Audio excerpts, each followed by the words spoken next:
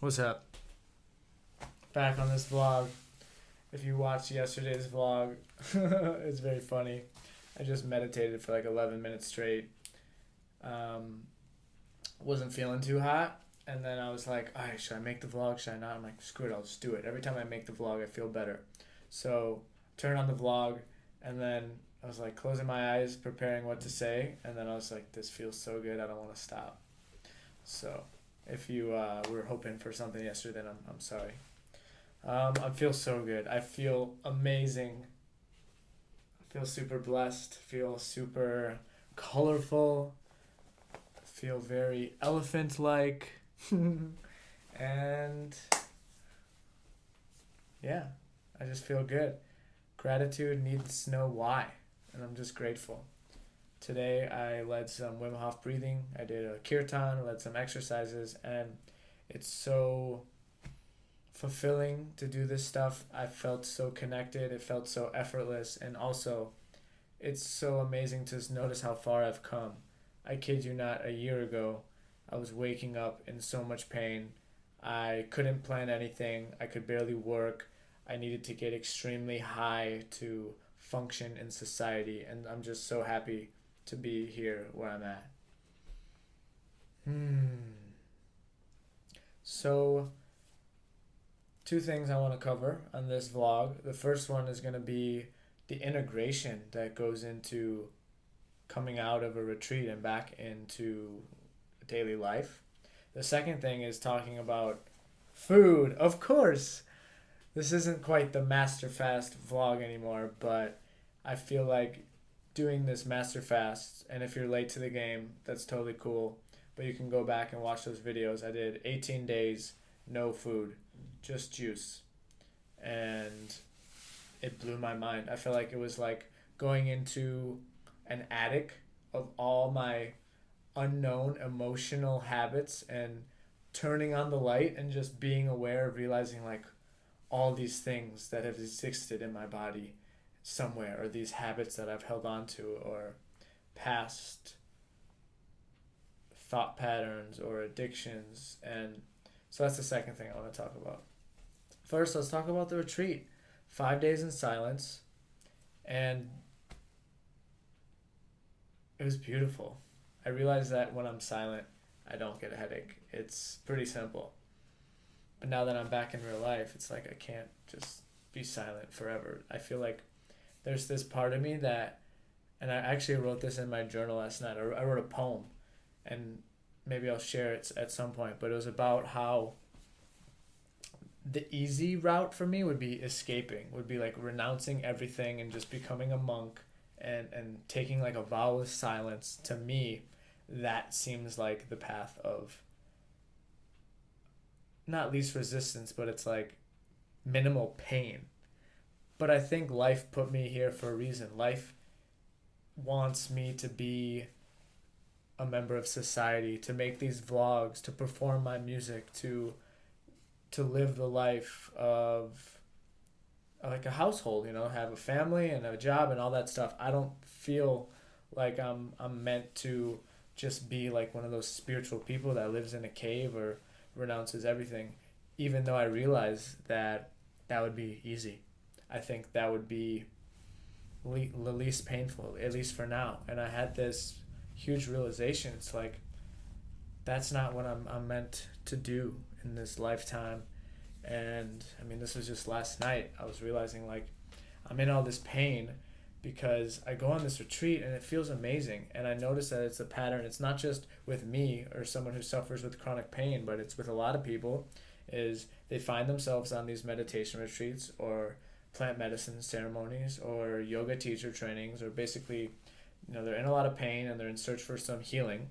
And then they go and it feels amazing. There's these like beautiful states that open up, this bliss, this inner peace, sometimes even this like extremely powerful sense of happiness and joy, whether that's from psychedelics or breath work or yoga or whatever. And I definitely notice that. And I feel it on these retreats. It's silent, so much time for meditation, the yoga, the wisdom, the clarity, and it's beautiful. But it's difficult to not be attached to those states, because there is a such thing as a spiritual ego. This ego inside of me says, wow, this feels good, let's only feel good, let's live our lives on retreats or go to an ashram or just be on ayahuasca, every single night.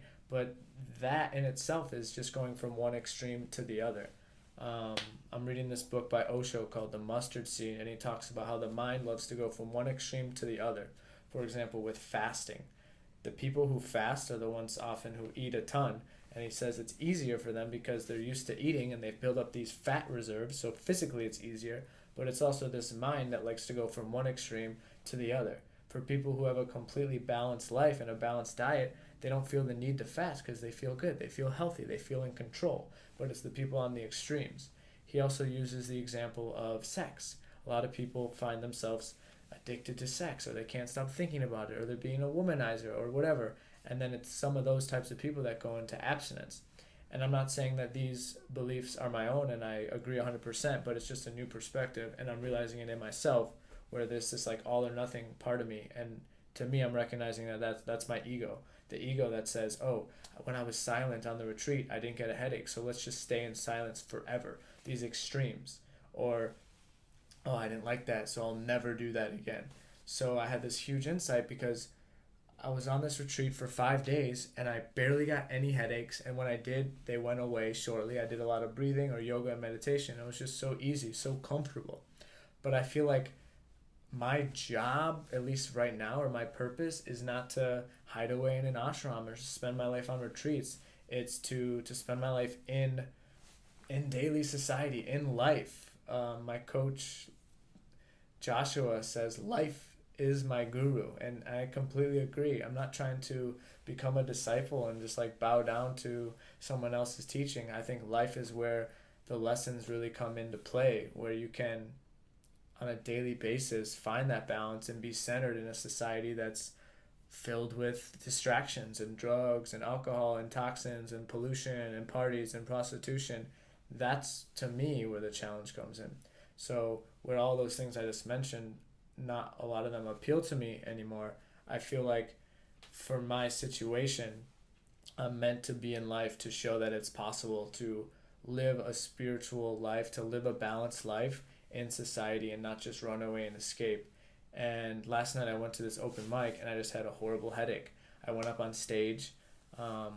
Actually, I'm going to post the performance that I did. So I've been doing these freestyles where I just go up on stage and I'm like, all right, I'm going to make up a song. And I'm like, what do you want me to sing about? Blue, elephants, whatever. So last night I brought up this woman, Veronica, and I asked her if there's a problem in her life that I could solve. And she's like, I'm pretty satisfied. So then I made up a song about her being pretty satisfied. And it was fun and it was really good and the crowd loved it.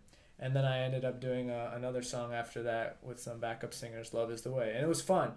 But being on stage is a lot of energy coming out of me and lots of breathing. Remember the Buteyko method. Breathe out of the nose. So every time I'm talking a lot, if I'm breathing a lot, if I'm singing, I notice that and I feel it. And after there's this come down where I get a headache. So last night I'm on stage, crushing it. The crowd's loving me. I feel like I'm in my place. Like, holy shit, I love myself. I love the crowd. I love life. Everything's beautiful. But then after I go sit down, I'm like, oh, wow, this hurts. And then I'm like, oh, what am I doing? Back to life, back to this pain, back to this chronic pain that I have no idea why it's there. No doctor, no healer, anybody has any idea. And that was tough. That was definitely challenging for me. But the big insight I have, it's like I'm not meant to just run away. Going to an ashram and living or going on yoga retreat after yoga retreat, that's not my path, even though that may seem like an easier way to take care of my body. I'm committed to staying in society. It sounds like it's kind of ridiculous. Like, I'm going to stay in society. Don't worry. But there's a part of me, like when I'm on this master fast, and I talked about this in video like 15 or 18 about exile anxiety, of feeling like, all right, I already don't identify with a lot of the things society does. I don't drink alcohol. I don't even like going to bars anymore, even loud places, cigarettes, pollution, TV. I don't watch the news, like all these things where I feel like that's not me. And then plus being on the master fast, it's like, okay, am I not gonna eat food anymore? Is like, is this my path? And like having these questions again, part of that I think is the ego going to the extreme instead of like, all right, either I'm gonna love food and do everything, or I'm not gonna eat food at all. Can't even say it. So I'm here, and yeah, this is just my life unfolding. So it's been tough to integrate back into daily life, but I'm just super grateful. I feel integration is honestly the hardest part.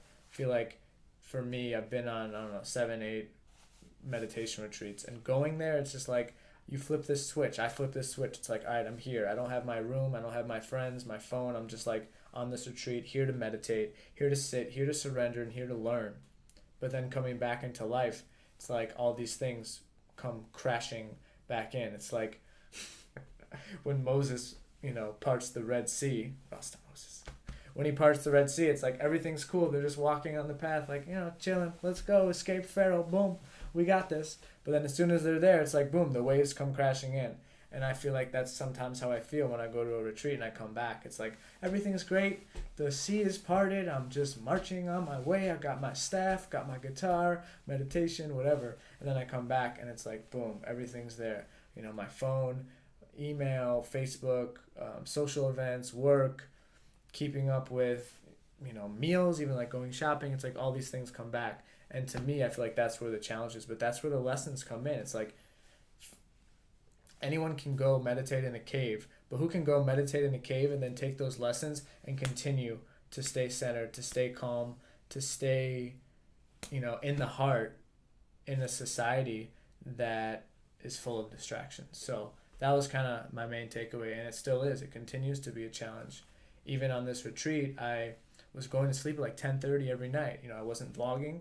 I didn't have any internet. I wasn't talking to my family back home in the States, so it was really easy to fall asleep early. And then I was waking up at 7 feeling super energetic. Now I find myself, staying up later. I'm more distracted on my phone. I want to play music. I want to sing. I want to watch YouTube videos. And so it's like finding that balance of like maintaining these positive habits that I created on this 5-day retreat and taking those and putting them back into my life. So I've actually set some goals, and normally I've set like more spiritual goals coming after a meditation retreat, and typically it's just like meditate more or do more yoga.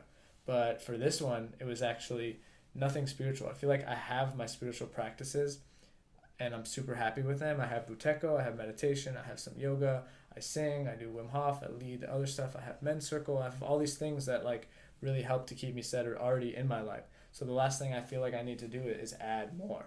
At this point, I'm trying to take away. So what am I taking away? I'm taking away phone time after 10 p.m., taking away staying up late, and even singing. Sometimes I'm super inspired to sing at like 11 p.m., not doing that.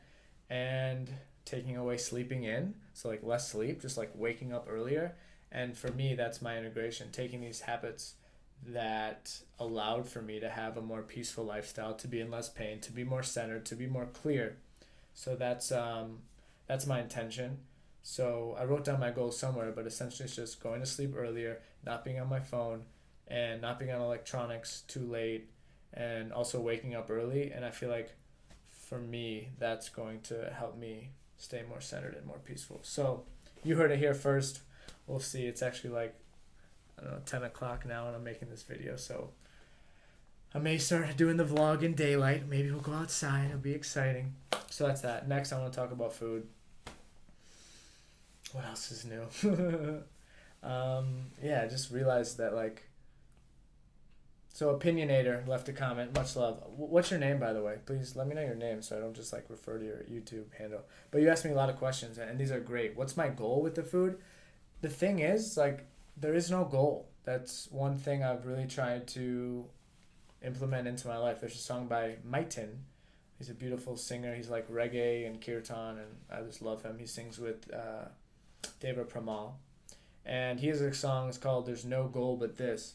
And I completely agree with that. I feel like if there's a goal, if there's something I'm reaching towards, then it comes from a place of lack. It says that, my goal is to get 5,000 YouTube subscribers. And then I'm looking for 5,000 YouTube subscribers. Maybe I can desire that and invite that and welcome it, but I don't want to feel like there's just something I'm reaching for, because that implies that right now everything isn't perfect, and I think everything right now is perfect.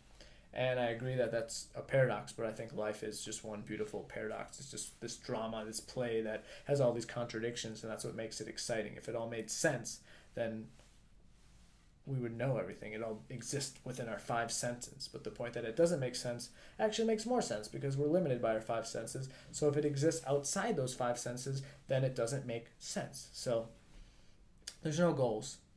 But the intention is just to really love myself, to tap into my true authenticity, to learn, to share, and to grow.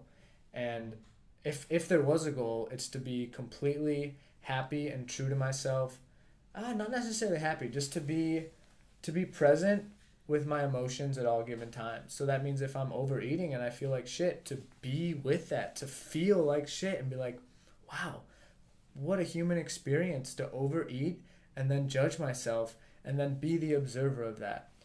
So I don't know if that answers your question, but at the same time, I realized on this retreat how long I've been mistreating my body. How many years and negative habits and different OCDing, is that a verb? I was just OCDing for so many different periods of my life. In high school, I was like in great shape, but I had there's a part of me that's like, I'm not enough. I'm not strong enough. I'm too fat. I don't have a six pack or whatever. So I always had this relationship with food that just ended up self-sabotaging myself. And on this retreat, so many of these memories came up because, as I talked about in the video 2 days ago, which you should check out because it's great, my stomach is this big and my mind is like wants to eat this much food. And in the meantime, I'm like super present and observing everything that's going on. So even though my stomach was like getting super full, I was like completely aware of it, but I was like, I'm going to continue eating. And it was this conscious choice of like, I'm going to put myself through pain because I just need to, this is what I feel the need to do. Like my body needs to learn through experience. It can't just learn it and know it on an intellectual level. I need to overeat and feel it and then learn from the mistake and then go back the next day. And maybe I could have done it without it, but to me, that was just my process, allowing myself to make those small mistakes and then learn from them. And I say that because at the same time, I realized that I had all these years of negative eating, of addictive eating, of binge eating in college. I would say 5 nights a week, I would probably consume 1,000 calories after 12 a.m. But even besides that, it was like in high school, I had these just addictions, or it's more OCD. It's just like being consumed by food and like, should I eat this? Should I not eat this? What am I eating? Is this full of sugar? Is this too much? Should I eat more? Oh, fuck it. I'm just going to finish the whole bag. Like all of these crazy thoughts that I've been experiencing I'm 26 now, but I would say until I was like 23, it was just this out of control eating behaviors of just like being extreme on one end. Like, all right, I'm eating only salad and tuna fish all day. And then nighttime comes and I have a couple of beers and I get high. And then I finish a whole box of cereal, like not even sitting down, just like eating the cereal standing in the kitchen. And I bring this up not to like shame myself and not to shed light and like bring those back, but just reminding myself that like I've got years of these habits to work through, to let go, to release. And I don't think it's fair to myself to be like, all right, 23 years of conditioning, and then I had 1 month on the master fast, and now I'm aware, and I'm present, and I'm so enlightened that I'm going to be perfect. And I'm just going to disregard all those old habits and conditions, and I'm going to be able to do this. You know, maybe it works that way because I'm also learning that like the power of belief is extremely powerful.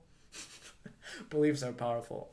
And I'm realizing that if I believe that, hey, it's going to take me a long time to get over this, then it'll add to that story becoming true. So at the same time, like, I'm open, opinionator. If you want to throw back at me, like, my goal is just to share my truth, but at the same time admit that I know nothing and stay in humility to change and grow and transform in the best way possible.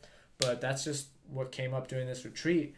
It was just like all these memories of traveling to Ghana where I eat like fufu, and I had a girlfriend in Ghana, and her goal was like, oh yes, I will make you fat. And I'm just like, yeah, make me fat. So we would have class at 3:30 to 5:30.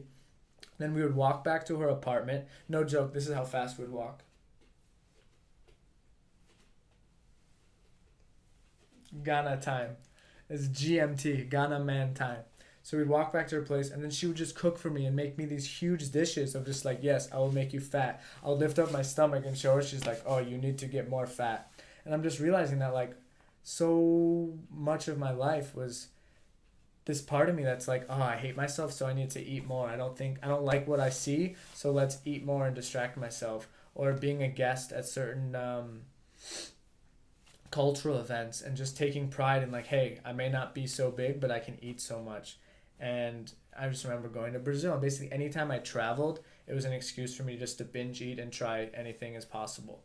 And just realizing that like there's a part of me that identified that told myself, hey, I don't have control over my habits. I'm a binge eater. I'm all or nothing. Once I'm drunk, I have no self control. And all these things that were buried deep within my psyche at some point. And I'm just being aware that like maybe I don't believe those anymore and I don't think that at all or identify with it. But that was a part of me for a long time. So going back to what Matt Kahn said and what I wrote about in my 2017 review, which is on Medium, which I highly suggest you should check out, is his thing is like, hey, this body is on a journey. It's not the consciousness. It's not awareness. It's not me. It's not this thing talking. It's just this body.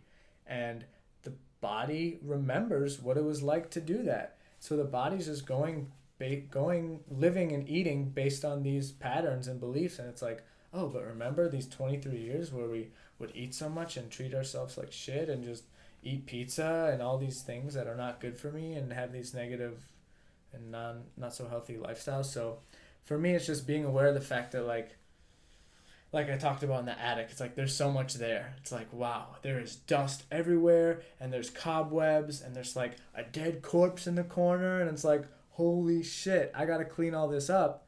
But being aware of it is not cleaning it up. It's like, yeah, I flip on the lights, everything's there. I don't know why I said there's a dead corpse. There's no dead corpse in my attic. I don't even have an attic. But that's kind of how I feel. It's like these things where it's like, holy shit, I don't even want to look at that. Like to face the fact that like some of these things I ate like a whole pecan pie once at 2 a.m. Like that's probably 4,000 calories. And to me, the rationalization is like, there's no such thing as moderation. Just eat the whole thing. And just like reminding myself, hey, like you did this. It's okay. You know, I got to love myself. This is how I was. And I'm so grateful that I've grown out of it and become healthier now, but also to acknowledge that like, hey, there's stuff I got to clean up. There's stuff I got to work through. There's stuff I got to release. There's beliefs and habits inside of me that I got to let emerge. And so the big transformation or shift on the retreat wasn't, hey, I'm going to eat whatever I want. It was more like, I'm not perfect and it's okay to have awareness that there's all these things in my attic that I need to clean up, and I don't need to clean them up all at once. I can just pick away one at a time. So for me, that is just giving myself permission to eat whatever I feel like, and then when it comes across something that doesn't feel good, to consciously make that choice and say, okay, no longer going to eat this. Tonight I had some fried food. 5 bites in, I was like, this tastes really good. 7 bites, I was like, this is disgusting. I don't want to eat any more fried food. To me, that's far more enjoyable, far more rewarding, and also easy than being like, I ain't never eaten fried food anymore. Like, that's going to kill me, and it's not healthy, and that's the old version, and I'm a new person, so no fried food. So that's kind of what I meant by loving myself and letting myself have this journey. At the same time, I'm not ready to be like 100% breatharian, fruitarian. Like I want to eat, I want to enjoy my food, I want to have the social experience. I'm a human being, and I think eating is very fun. It's very fun to human, and I'm humaning, and eating is part of humaning. So I'm just gonna let that happen. That being said, I've got a plant ceremony coming up this week. So excuse me. It tastes like Indian food. So yeah, I had Indian food tonight. It tasted delicious, but I was super aware. I wasn't even hungry when I showed up, but I'm like, you know what? The body wants Indian food and it craves this experience, so I'm going to do it. Had a date with my beautiful, beautiful beloved June. And I enjoyed every single bite and it was amazing. And then after I was like, hey, I feel really bloated. I feel full. I didn't even need to eat that much. And now I'm just like not so excited about Indian food. So it's really about letting myself have the experience instead of just learning about it intellectually, picking up other people's beliefs and systems and protocols and just like letting my body craft its plan one day at a time. So that's where I'm at right now. This is like the longest video I've ever made, so I feel like I want to just keep going, but I'm not. So that's where I'm at. Thank you for watching. Again, open to Q&As. If you guys have anything specifically you want me to talk about, please let me know. Otherwise, I'm just going to keep doing this. I'm just giving myself advice right now, and this is very beneficial for me. That being said, if you learn from it, then like even better. It's win-win-win for me. Even if nobody watches this, it's just like I'm grateful. I watch these. I learn from them. But I really want to answer your questions. So if you got anything else, any feedback, if something I said relates to your history or your experience or something you're going through now, please let me know, because it's extremely fulfilling if I can help someone based on my experience and my mistakes. And we're all here to learn and grow together, and we're all connected. So reach out, leave a comment, subscribe, send us to a friend, and I challenge you to find an elephant shirt that is cooler than this one. No doubt about it. This is like the coolest elephant shirt ever. And it's big on me because I lost a lot of weight. All right. Last but not least, I want to show off my six-pack, but I don't have a six-pack. It's more like a skinny pack. So, signing off. Peace out. Sorry that was weird for a second. I love you. And I'll see you tomorrow. Mwah.